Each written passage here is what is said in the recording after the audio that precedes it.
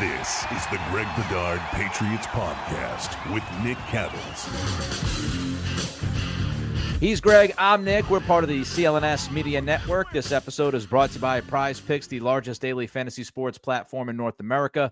Download the Prizepicks app today and use code CLNS and get $50 instantly when you play $5. We're going to get into the football, but first, Greg had a personal situation pop up just in the last 24 to 36 hours.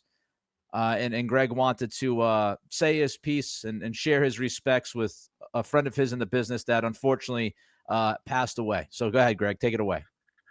Yeah, it's it was pretty shocked to see it come over Twitter yesterday. The Steelers announced that Dale Lolley for I think last 5 or 6 years had been with Steelers.com. He's a longtime Steelers beat writer. I've known him for many years. Got pretty close with him, especially during a time because he was the Steelers reporter at DK Pittsburgh Sports, which a lot of BSJ OGs know that was sort of the model for BSJ, that I did a lot of work with DK, Dejan Kovacevic out there. And at the time, Dale was his Steelers beat writer. And in those early days of BSJ, it was at a time where the Steelers and the Patriots were both really good. They seemed to meet every year. At that time, we did a lot of like crossover stuff where I would write for them. They would write for me. Pretty sure Dale appeared in BSJ a few times. But more than that, I mean, he passed away. He was 56, left behind a wife and 3 kids. He was just a great all-around guy. He was one of those guys that I really looked forward to seeing and catching up with at league meetings, the combine. Ironically or, tragically, I probably would have been on the phone with him this morning, getting the lowdown on the Steelers. We would often connect during that week. He was always great. If there was anything with the Patriots, any crossover, for instance, he was one of the people that I talked to about Adrian Clem when the Patriots hired him as offensive line coach, and Dale, immediately gives you the lowdown, and it's always great information. He always had a lot of great information, on the Steelers. And so, it's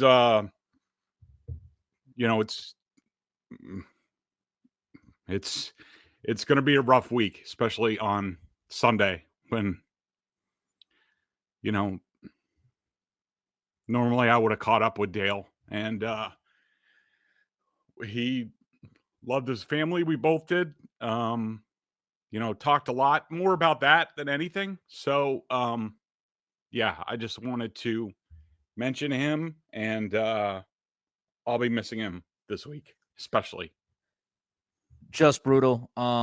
56 years old with a family, just absolutely awful. And I don't know Dale personally, never met him even professionally, but I will say I saw the outpouring of respect and love for him yesterday on Twitter, not just from you, but from many people, including those obviously in the Pittsburgh area. So he left an impression, 56 years old. He left a great impression. And I guess we all hope that when we unfortunately pass, we leave that kind of impression with people that we've met throughout our life that can say those kinds of things. So rest in peace to Dale Lolley. And as Greg said, I'm sure everybody that knows him and knows his family are thinking about his family right now in a very difficult time. Yeah, and one more thing I wanted to say is he and I were very similar in that he was heavily involved in youth baseball in his area. He was on the boards of the local Little League. He helped direct the Pony World Series, which I guess that area of the country hosts it every year. And so that was another connection that he and I had. We both coached a lot. We were both very involved in baseball and softball and things like that. So, this one hits even closer to home. All right. Well, it's always a tough transition to go from something like that to football because it just seems so ridiculous in the world and what you go through. But we got to do what we got to do, and people are watching and listening to find out about the Steelers and Patriots. So let's get into it again. RIP to Dale Lolley. thoughts and prayers, certainly with him and his family and what's happened this week. All right, Christian Gonzalez, Greg, he returned to practice yesterday. We are recording this early Thursday afternoon. He was limited. Some would say he was very limited. How good of a shot do you think he has playing on Sunday? Oh, I mean, if you judge off sort of the answers that Gonzalez and Vrabel gave yesterday, you would say that there's a shot that he plays in some sort of role. They're just going to have to see how it goes.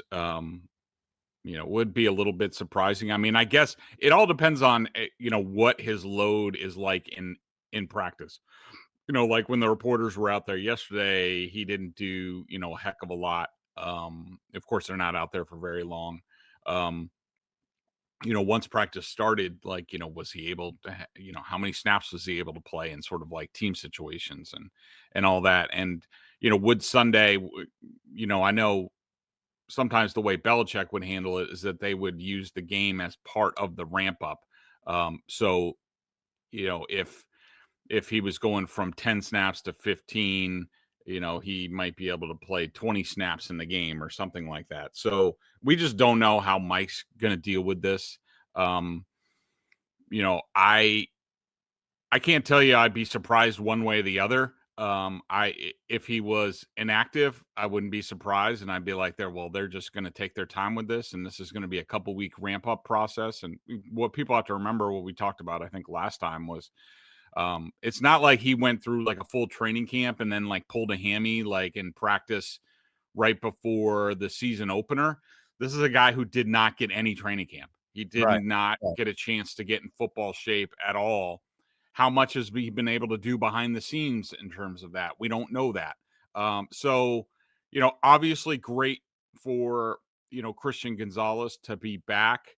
I think people should have patience with what happens. And, also I wouldn't expect him to be a miracle worker. We can talk about, I did more of I went back and I looked more closely at the defensive film after we talked. And, we could talk a little bit more about that. If you're hoping Christian Gonzalez is just going to clean everything up as soon as he gets back full time, I don't know if that's exactly the case. Yeah, the way I put it on Locked On Patriots earlier this week was he can help, but he's not going to be a savior. He's not the magic elixir. He can't solve all the problems that we're seeing defensively through the first 2 weeks. So it's not as if he's going to go out there on the field and then voila, they're giving up 7 points to 10 points a week. It's not going to be like that. So we got to temper expectations. I do think he would help, but how much? I don't think it's going to be a wow, man, they just changed overnight type deal. Now, part of the Gonzalez practicing limited is also the fact that there were a lot of other dudes that practiced on a limited basis on Wednesday. And of course, some of this could be management. We don't know. But the one guy we do know about is Christian Barmore, not injury related. He was limited. That's the blood clot thing, what they've done with him since the beginning of camp. Keon White did not practice. He's had an illness for more than a week. He was on the practice field in regular clothing with some pretty nice sunglasses on. I don't know what's going on with Keon. But the other guys that were limited were Chason, Landry, Mapu. That's on the defensive side. We've already talked about Gonzalez. And one more guy, which you want to pay special attention to, and it ties in with the Gonzalez stuff, is Carlton Davis was limited with an Achilles, Greg. Yeah, that one made me say, because anytime, and, Boston fans have dealt with this, in regards to, Jason Tatum. We saw it with, who was the guy in the Pacers that, Halliburton. Yeah. Anytime you're dealing with something with Achilles, even if it's just a little bit sore, those things are a danger area. Yeah. They could go at any time. As soon as whether it's calf, Achilles, whatever, you got to be really careful. And then you have to consider the player that we're talking about. And, I don't know if you coined the phrase, Nick, but it's like, month off Carlton Davis, like every season, Yeah. you could just chalk it up. He's going to go on vacation for about a month. And 2 games into the season, are we getting there? I don't know. I do not like this injury. I am as happy as I am to see Gonzalez on the field. I'm probably more alarmed that Carlton Davis, and especially the injury that he has, and that it being an Achilles, it does not make me comfortable.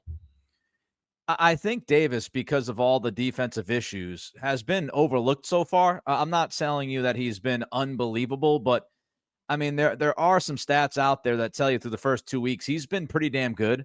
And I know that Evan Lazar wrote about the Dolphins that they didn't really test Davis much downfield. He was targeted like 4 times, and he gave up a couple of catches in the flat. I thought he was pretty physical in that game against Miami on a couple of occasions. He came downhill, and he did a pretty good job on the perimeter of taking care of some guys on a couple of occasions during that Dolphins game. So Davis has been good. A lot of attention has been on Milton Williams and the defensive line and Landry. But again, the secondary has had issues, but it really hasn't involved Davis. So he's been pretty good.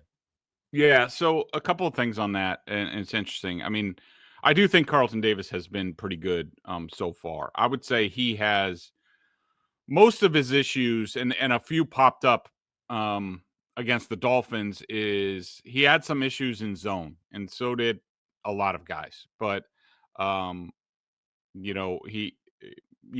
were a couple times where he didn't get to maybe his proper drops underneath, like Tyreek Hill had that about 20-yard out, which it looked like nobody was near him. Like Davis could have been a little bit better on that. He had another one. There was another play where everybody was playing man. Davis thought he was playing zone. I think it was Tyreek Hill go, and he was completely wide open for about a 60-yard touchdown too, and never saw him.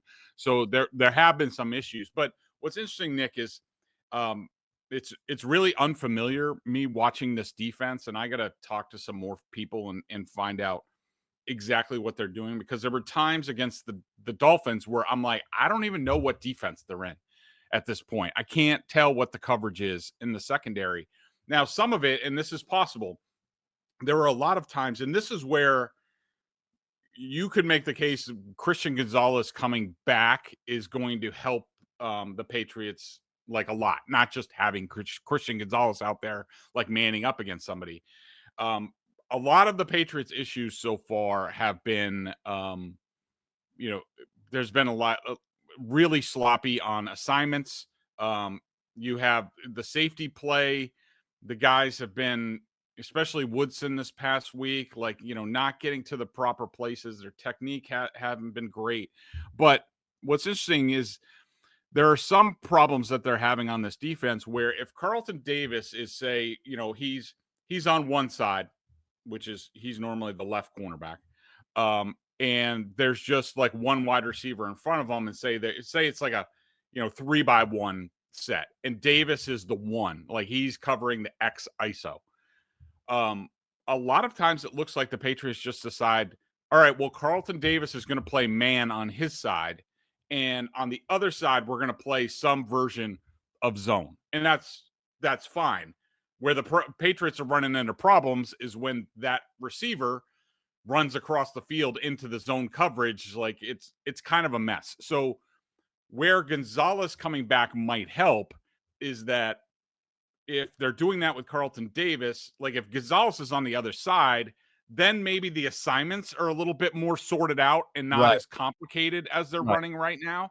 That's, that's certainly possible. And that's a hope. Now, the downside, and I think we've talked about this before, is you could say, okay, well, we're going to play man. Like Mike Vrabel said, we're going to play cat coverage. You got that cat. I got that cat.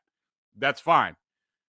When they're healthy, it's not just going to be Carlton Davis and Gonzalez playing man-to-man. It's everybody on the defense, including the linebackers, have to play man-to-man. This has been a problem in the past with the Patriots when they've been like really slow at inside linebacker.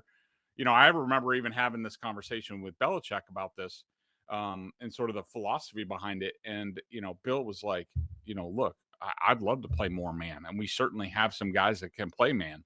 But there are guys that on our defense that can't play man, and we can't expose them. If you go man, everybody's got it. Spillane's got to do it. Jalen Hawkins has to do it. I mean, depending on, what exactly you're doing. So it's sort of a double-edged sword in terms of, Christian Gonzalez, when he gets back, what they're able to do. I do think it's going to sort some things out and help get people on the right page, which I think is the biggest problem with the Patriots, who are really a mess back there right now. But, it also could expose some things. Mike Vrabel and the rest of his staff and the front office with Cowden and Elliott Wolf and everybody, we do have to remember that their whole structure in their mind of this defense was Gonzalez and Davis, right? I mean, so that's what they were going into the season thinking. We're going to have two guys who can be lockdown corners. And, because Carlton Davis, he's not going to be a lockdown guy against number ones most of the time or some of the time, but he is going to be able to lock down most twos if that's what you do with him. So, that was the idea of we'll have two really good outside corners, and then we're going to work everything else out around them along with the defensive line. So I do think, if the defensive line can get the type of pressure consistently that they've gotten in stretches through the first 2 weeks, and analytically they're darlings right now. But if they're able to get some consistent pressure, and then you have Davis and Gonzalez disrupting the top two receivers every single week, then it's going to help and it's going to slow teams down. But there are going to be things that the teams can still attack that Gonzalez can't cover for. So, but we do have to keep in mind, when you're building this football team and you're in the offseason and you're trying to structure what you want to do, it's all right. We've got Gonzalez. Let's go get a really solid guy who's a number two like Carlton Davis. Mm-hmm. And then let's, also work in the trenches in our front seven with those two corners, or at least the defensive line and our two corners. That'll cause a lot of problems for offenses. And then we'll deal with the rest of the stuff. And they haven't been able to deal with the rest of the stuff because they haven't been able to deal with the initial stuff, given Gonzalez's absence. One more question I got for you before we get into this game specifically on Sunday. Mike Vrabel's press conference before practice on Wednesday. What'd you make of that? Well, the guys, certainly, Tom Curran with his sort of, I know where Tom was going, and it was totally legit. Of course, Tom sometimes, has to go around the neighborhood to get where he's going. And I think that kind of irritates Vrabel. But there are a lot of questions about injuries and about philosophy on how much information that they do or don't give in terms of injuries. But, in general, I thought Vrabel came out pretty grumpy. I thought he had the ass. I thought he cut his own press conference short because Stacey James, the PR guru, said two questions. He took one more, and Mike just walked off. I think he was done with everybody. These press conferences are very interesting with Vrabel. You just contrast it to some of the other coaches around the league. Like, for example, Mike Tomlin, that dude, I watched I think it was his Monday press conference. It might have been Wednesday, but he just goes out, he launches, he gets all the updates on all the injuries. Like, he's got an Achilles. He'll be challenged to be out there. He might practice. I'm not sure. Like I love Mike Tomlin. It is hilarious. His press conferences almost every single time are all timers. I mean, the guy is the way he pronounces things and the way he just is pacing, and it's really incredible. Some of the sayings he has, the things that he comes out with, he really is a treasure when it comes to the media stuff. He is, and then he goes right from that. Like, he talks about, like, he'll talk about things from the game. He'll give an injury update. Then he'll go right into a report on the opponent. So he talked about the Patriots. This lasted like 20 minutes that Mike Tomlin's just talking and, talking about like Vrabel, like, we know Mike, we've gone against him, the play caller, Josh McDaniels, we know him, Robert Spillane, he was a Steeler, we know him. Like, he goes into the background on all these guys, the backfield, and then you contrast it to Vrabel, where it's 10 minutes and he's walking off. Like, yeah. It's only 2 games in. Mike looks already annoyed with the Boston media. We tend to have that effect on a lot of people. This ain't Nashville anymore, Mike, as you can tell. But yeah, it was weird. He came in grumpy, and I don't know what the reason for that is. Maybe he didn't get a good night's sleep. Maybe he's annoyed by the whole Christian Gonzalez thing, but definitely an interesting way to start the work week for everybody. All right, let's get to prize picks, Greg. Absolutely. Prizepicks is the best place to turn your sports knowledge into cash. With millions of members, Prizepicks has made daily fantasy sports accessible to all. You just pick more or less on at least 2 players for a shot to win up to 2,000 times your cash. Run your game all season long on Prizepicks. By the way, they have a special this week. They have a free square, Pat Mahomes, if he gets more than 0.5 passing yards, which, all right, the Chiefs are 0-2 and they're struggling a little bit, but I think he's going to pass that. All you have to do is pick one more right, and you're going to win money this week. So make sure you get over there, get that free square. On Prizepicks, you can mix and match player projections from different sports. Combine your favorite basketball players with players from baseball, hockey. Bruins just started training camp, esports, and much more. Prizepicks invented the flex play, which means you can still cash out if your lineup isn't perfect. You can double your money even if one of your picks doesn't hit. Prizepicks puts members first. All withdrawals are fast, safe, and secure. When my picks hit, I can get my money in as quick as 15 minutes. Download the app today. Use code CLNS to get $50 in lineups after you play your first $5 lineup. Again, that's code CLNS to get $50 in lineups after you play your first $5 lineup. Prizepicks, run your game. Patrick Mahomes, the leading rusher for the Kansas City Chiefs as well.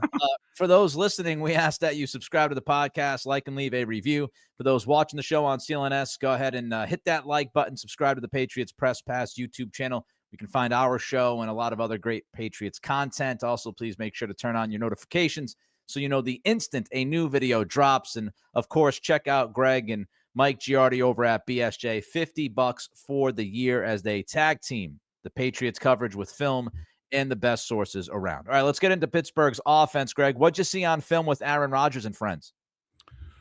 So, very interesting. This is in a lot of ways on both sides of the ball. This is not your father's Steelers team. Certainly not your father's Steelers offense. There was a lot of stretch, and I got to watch a lot more film on this. But there was long stretches in this game where you're like, oh my God, this is a college offense. They are in shotgun spread all the time. All that's missing is Aaron Rodgers like clapping at the line of scrimmage. Like, I mean, it's he wants to get the ball quick out of his hands. A lot of the runs come out of the gun. They do on occasion get under center. I think it's just to sort of change the rhythm, but I think this is all about trying to make Aaron Rodgers comfortable. He doesn't want to really get hit anymore. He wants to get the ball out as quickly as possible. A lot of short dink and dunk passes. The Patriots are going to have to sort of squat on those. I do like Warren, the running back. He's a little jitterbug. Definitely not a power back, but pretty good. Do not like the offensive line so far. You got Broderick Jones, who is a guy that we definitely talked about for the Patriots a couple years ago, but he went higher in the draft than I think anybody thought. Siamalu at left guard, all right. Frazier at center, McCormick right guard, Fontenot at right tackle, another guy who was highly drafted. They haven't been that great. Rodgers does get hit on occasion. Freiermuth, the tight end, is pretty decent, except he had a horrific drop last week when Aaron Rodgers ran all around, ran out to his right, threw it 60 yards in the air while falling down and absolutely hit Freiermuth like right in the hands, and he dropped it. Washington, Darnell Washington, the big tight end out of Georgia. He is. He also had a drop. He's a giant. They ran what I'm trying to remember. I'm trying to go back to the game in my head. Was it a 2-point conversion that they ran with him, or did they try to get him in the end zone for a touchdown? And he just boxed out the dude, and he is so gigantic. It's like if LeBron James was out there with another 25, 30 pounds on him in the end zone. He's just a ginormous human being. Yeah, and Arthur Smith talked about it. They basically like throw it up to Shaq, and that's the way he is. He was a guy that I really liked for the Patriots. Like, yeah, I wanted him as more of a blocking tight end development, sort of developed the passing game for him because he was really raw at Georgia. But he's like 6'7", like 200 and I don't know 75 pounds. He's humongous, and but not exactly a dynamic threat, I would say, in the passing game. But Rodgers likes to just throw the ball up. He does that with DK Metcalf, who's out there, who, I don't know. I wasn't really all that impressed with DK Metcalf's film. Calvin Austin, Wilson, the other wide receiver. I don't know. It's just a very Roman Wilson, that is. I don't know. It's a very strange offense. I don't know what to make of them. I mean, I do think that they can move the ball and make some plays, and I think Aaron Rodgers is.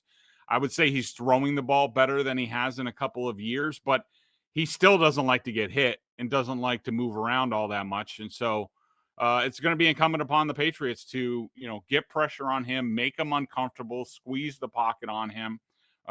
He did run against the Patriots, last year a few times. He actually beat him more with his leg than he did his arm. And, I did say he doesn't like to move around. He will move around, but it's mostly to avoid getting hit.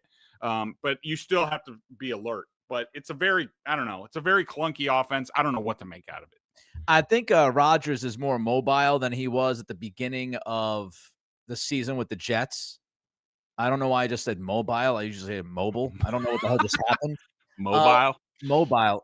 But he's more mobile now than he was at the beginning, coming back from the Achilles and all that. I will say that, but he's not he's 41 years old. He doesn't have the same athleticism and escapability as he used to have. This run game for the Steelers is awful.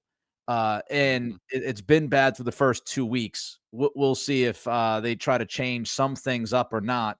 I know Rodgers was out there kind of talking about giving Jaylen Warren more touches. We'll see if that happens. Of course, Rodgers has a lot of sway, I would say, in that building. But a lack of explosiveness is what I saw against the Seahawks. I do think they have some guys that can be explosive. Like Jonnu Smith is an afterthought, which is interesting after the year he had with Miami and the fact that he has the history with Arthur Smith. It's just interesting that, like, he was nowhere to be found. I think he got like 1 or 2 targets against Seattle last week. And you're right. I mean, this offense with Rodgers is shotgun, shotgun, shotgun, baby. They took, by my count, I was keeping track, they took 9 snaps under center against Seattle last weekend, just 9. And 6 of those were runs. And what was interesting was, I think it was 4 out of the first 5 snaps under center, they were run plays. And then Arthur Smith came out and he tried to run play action a couple times right away in the third quarter. And it didn't work as great as I think he was hoping. But yeah, it's certainly an interesting offense to watch. The offensive line has had some issues, but the run game is their biggest problem. And if they can't, I mean, this sounds like the Patriots after week 1, right? Like if you can't get the run game going, they're one-dimensional, and it's not as if they have a plethora of receivers that are going to destroy you. They've got DK Metcalf and the other guys. So that's been a problem. Where would you rate them, Greg, by the way, compared to Vegas and Miami's offense? That's a good question. I was going to say, and this is part of the problem, that we see in the league, but also, with the Patriots, sort of, how week 1 went and then how week 2 went.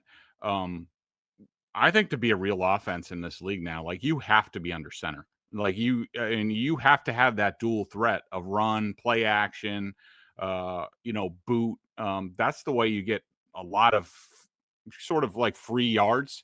That's the way the Patriots did it last week against the Dolphins. And I just think that, you look at the Steelers and, like, you can't have a real run game out of the shotgun. You just can't. I mean, I remember the Patriots went through that. Remember, I don't know if it was Woodhead or whoever they had, but there was a year.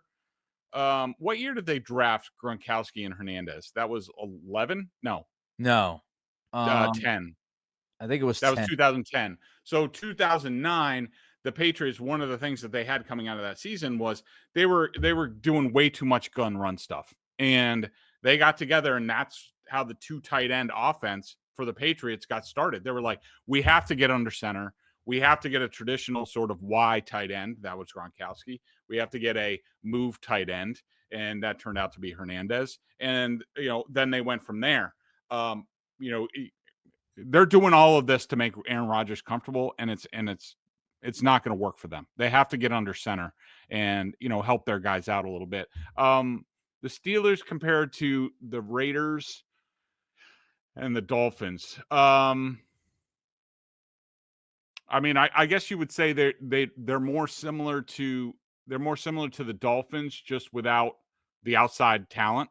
But I would say the Dolphins were the best. I would rate them third. I would say it's Dolphins, Raiders, and I know that they had that game the other day where they did not look very good at all. And then the Steelers, just because I don't think they, at least the Raiders had a running game. The Dolphins, you have to worry about Achane. I don't think you really worry about Warren. You just don't want him to get going into open space because he's a little jitterbug dude. Yeah, and I would say, Greg's point about under center and having to run the football and having that dual threat ability. What has happened over the past few years is that defenses, their rate of too high safety has increased exponentially across the league, because what was happening was every week you'd have these, as they call them now, X plays, because I guess we can't say explosive anymore. You'd have all of these X plays, over and over and over again. And offenses were just crushing defenses with these chunk plays downfield. And so defenses said, okay, we're going to play too high safety now against you, and you're not going to be able to beat us deep over and over and over. We're not going to give up those chunk plays. You've got to beat us by, dinking, dunking almost, and beat us in the intermediate. And of course, the reaction to that, if you're an offense, is when defenses are in too high safety, run the ball and force them to get out of the too high safety looks and then try to beat them downfield. So that's kind of the cat and mouse game that's been happening over the last few years. So if you're not running the football effectively, these defenses are going to have those too high safeties and just say, okay, can the quarterback, consistently kill us over and over and over again by being patient, making the right read, et cetera, et cetera. And that's difficult to do, consistently for a lot of guys at that position in the league. So that's kind of what's happening. That's the background of what Greg's saying, as far as you got to run the ball now more than ever. And that's a good point by you, because and also if you think about the timing of it, under center compared to in the shotgun, basically, so if you see the two high safeties, you really want to be able to run the ball so you can, check into a run. But, say you want to go play action, which is really where the explosive plays come from. If you're a safety watching the offense and the guy's under center and he's got to get back and he's making a play fake, you got to hold your position for a while. In shotgun, it's just sort of, he gets it, maybe puts it in his belly for a second, and you're not really being frozen for all that long. You're basically in your spot. So, if they're going play action, you haven't been sucked into anything. Under center, you can get sucked in. That's where the big plays happen. And I think we're going to see that more and more as the Patriots progress this season. And that's why you want the Patriots to be able to stop the run with their linebackers right now, because they're already having issues with some coverage, as we know. And if those linebackers keep getting sucked in, they're going to have even more issues, and your second level is going to be somewhat of a nightmare. So it all kind of just ties in together. All right, Greg, tell the fine people about Gametime. It's NFL season. You got to be there in person to really enjoy the game. I know everybody likes to be at home. I like to be at the game. There's nothing like it. And to get there, go through Gametime. The Gametime app gives the advantage back to fans. It's the hack for unlocking amazing tickets and experiences in just a few taps. It's incredibly easy to use, and the Gametime guarantee means you can trust you'll get 100% authentic tickets on time and at the best price. Plus, fees are always included. So what you see is what you pay. I was just looking for Steelers Patriots tickets on there. You can get in multiple places around $150. That's all in per ticket. I think it's going to be fun there. You should be there. So check out Gametime. They have zone deals. Save even more when you choose a section. Let Gametime choose the seats. Snag new ticket deals before anyone finds out by following your favorite teams in the Gametime app to receive alerts. They have seat views. Get a panoramic view from your seat in the app before you buy. Take the guesswork out of buying tickets with Gametime picks. Download the Gametime app, create an account, use code CLNS for $20 off your first purchase. Terms apply. Again, create an account and redeem code CLNS for $20 off. Swipe, tap, ticket, go. Download the Gametime app today. And check out the CLNS YouTube channel, Celtics podcast, NBA history channel, Bruins Ringside, as we talked about earlier, the Patriots press pass. So great stuff coming to you from CLNS. All right, defensively for the Steelers, Greg, this unit has not met expectations through the first couple of weeks. They got run over by the Jets somehow, some way week 1. And then they had some difficulties, especially in the second half, some difficulties against Sam Darnold in Seattle. What stands out to you about that side of the ball? A couple things. First of all, this is the most expensive defense in the league. They're paying their defense like $165 million. And they kind of stink. This is a matchup of two smelly defenses right now. And I would say a lot of the problems are similar in terms of personnel. Like the Steelers are not very good at linebacker with, Patrick Queen and there's this guy, Peyton Wilson, number 41. He can't cover anybody. He's not good at all. And then the safeties, Thornhill and Clark, because they can't stop the run right now, they're being a little bit more aggressive. They're getting burned in the back end, sort of like the Patriots did in week 1. TJ Watt, similar to week 1 against the Raiders, where the Patriots basically went in and said, we just have to worry about Max Crosby. We are staying away from him. We're just going to run away from him because, and I know a lot of people didn't like that, but you try calling plays when, all right, yeah, well, we're going to change it up. We're going to run toss crack, and Max Crosby beats it and drags you down for a 7-yard loss. And now it's 2nd and 17 and you've screwed everything up. Everybody's running away from TJ Watt. They're all running left. Opponents are averaging over 6 yards a carry to the left. They are averaging like 2.5 yards per carry running to the right where TJ Watt normally is. Cam Hayward, who I think he's played fine. He had a tip that led to a big interception last week. I love Cam Hayward. He's been going through this contract thing with the Steelers. He didn't practice much, if at all, in training camp and things like that. It shows, they are ripe for big plays, screwing up coverages and things like that. Like, this is not a very good defense. And I look for, I'm sure Josh McDaniels is going to have a lot in his bag this week. And I bet you him and Drake May are sort of licking their chops. They do get pressure. They do get some pressure. They blitz a lot. I believe they're 3rd in blitz rate in the NFL so far through the first 2 weeks. So they love to blitz. That's interesting because Drake May has been good against the blitz so far. So how do you attack May? And you're right that you said they're ripe for big plays. Pittsburgh league high 24.1% explosive pass play rate. So they're giving up, we've seen a lot of X plays against this Patriots secondary. Same things happen. Say explosive. Don't give in, Nick. Don't be trendy. I think it was Vrabel who started this. X plays. Explosive. All right.